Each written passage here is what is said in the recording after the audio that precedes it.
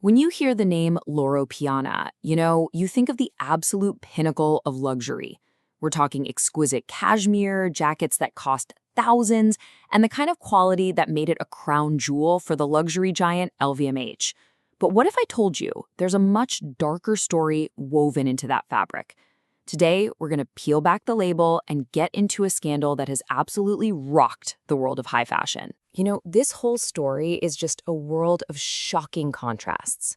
On one hand, you've got the total glamour of a boutique, a price tag that just screams exclusivity. And on the other, well, it's the grim reality for the people who are actually making these clothes, a reality that investigators found hidden deep inside the supply chain. So Loro Piana is this iconic Italian brand, right?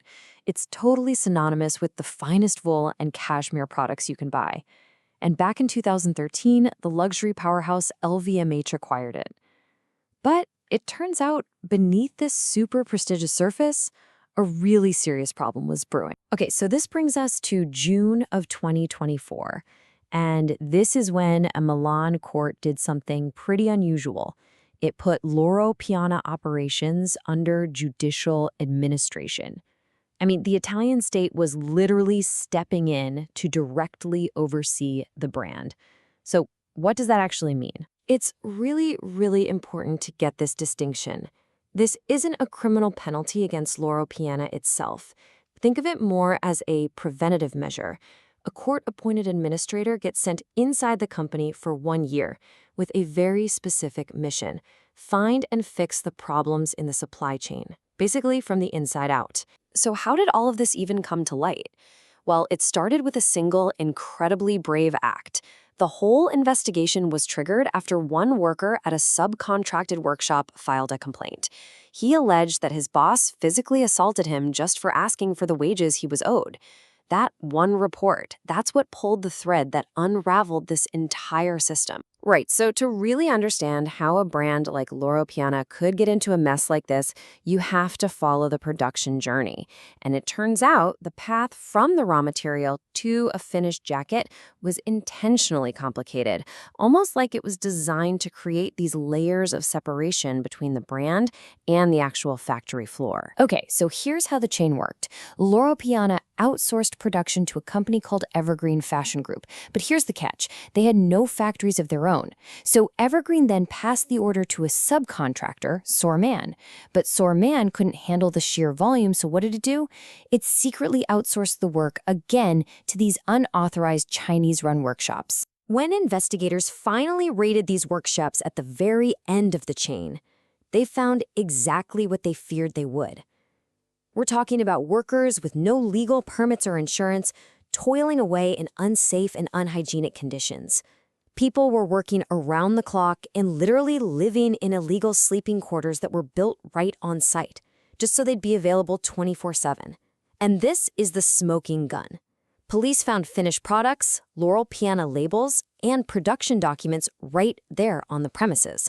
But why? Why would a system this complex and exploitative even exist? Well, the motive becomes crystal clear when you just look at the numbers. The economics of this whole operation are just staggering. So according to the prosecutor's investigation, this is what those workshops at the very bottom of the food chain were often paid to produce one single jacket. 80 euros. Just let that number sink in for a second. And this is what that very same jacket, the one that cost 80 euros to make, would sell for in a Loro Piana boutique: 3,000 euros. The gap between the cost of that labor and the final price tag, it's just immense. Now, according to the prosecution, this wasn't some mistake or a simple oversight. The prosecutor, Paolo Storari, he described it as a deliberate business strategy, a philosophy of maximum profit at minimum cost. The pressure to keep prices low was just passed down the supply chain until it resulted in exploitation at the very bottom. Now, Loro Piana has responded to all this. The company disputes that 80 euro figure, saying it doesn't include the high cost of the materials themselves. They also say that as soon as they learned about the unauthorized subcontractors, they cut ties with their main supplier within 24 hours and are now fully cooperating with authorities. But here's the thing. This isn't just about one brand. The Loro Piana case is really part of a much bigger pattern, and it raises some serious questions about the entire made-in-Italy luxury model. Just look at this list. Italian prosecutors have launched similar investigations and imposed similar measures on some of the absolute biggest names in fashion. That includes Dior, another LVMH brand, by the way, as well as Armani and Valentino. This really suggests a systemic problem, where brands might not have full control or even visibility over who is really making their products. To be fair, not everyone agrees with this approach. Some critics in Italy have actually accused the Milan prosecutor's office of waging a crusade against the luxury industry, arguing that these actions are just overzealous. The prosecutors, for their part, maintain that their interventions have already led to real improvements and more regulated jobs. So where do we go from here?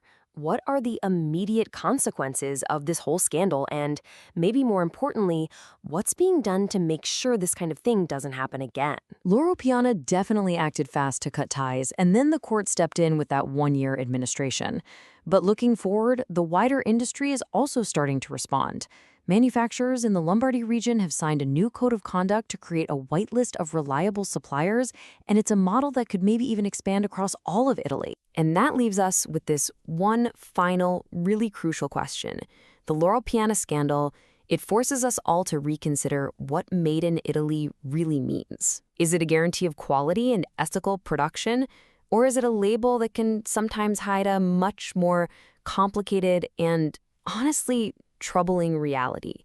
It's definitely something to think about the next time you see a luxury price tag.